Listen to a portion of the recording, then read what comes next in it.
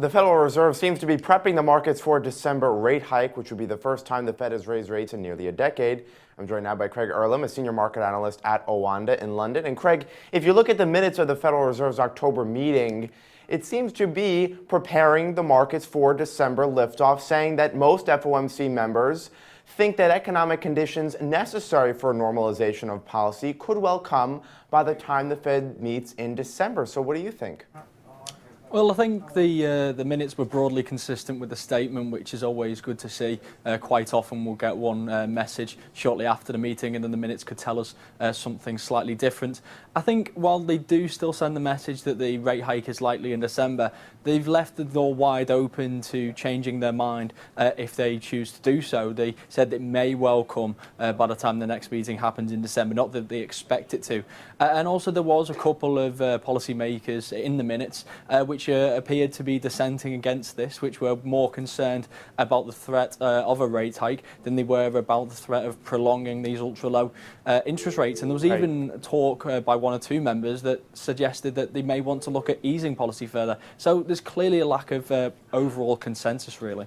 Well, and you bring up a great point because there's still one more jobs report before that December meeting, and certainly if that comes in disappointing, that could put the Fed in a tough spot. But what else could derail a December liftoff?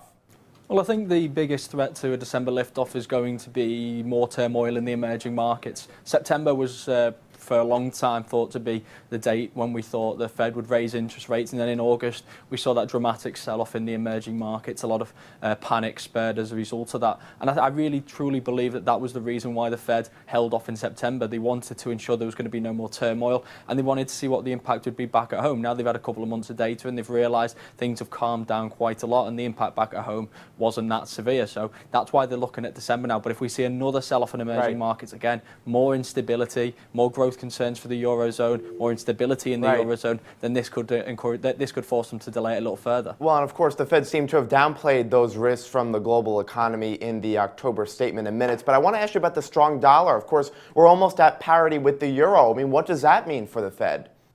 Well, that gives them another tough decision to make. There's been a lot of talk this year about the impact that the stronger dollar's had on manufacturers and the industry as a whole. There's been a lot of talk about the impact it's had on the deflationary pressures, which have been very prevalent in the US over the course of this year. And it's something that we're just going to have to inevitably expect. The US economy is recovering strongly. Unemployment's at 5%. They have to look at raising interest rates and can't just focus on the strength of the dollar. The US economy will adapt to a stronger dollar, and that's what it's going to have to do. You can't just focus monetary policy on the strength of your currency. But what if we hit parity, the dollar and the euro, at some point before the December meeting? Could that bring that liftoff off the table? It could possibly, but I don't anticipate that happening. I think parity is going to probably be hit later on in December. Of course, the one thing that people, if anyone's expecting parity before the meeting, the one thing that has going for it is the fact that the ECB does make its policy announcement first.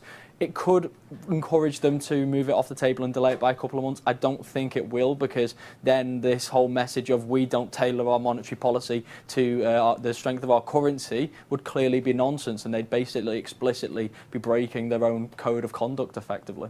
And of course, that ECB meeting comes a week before the Fed's December meeting. Craig Erlam, a senior market analyst at Oanda in London. Thanks very much for joining us, Craig.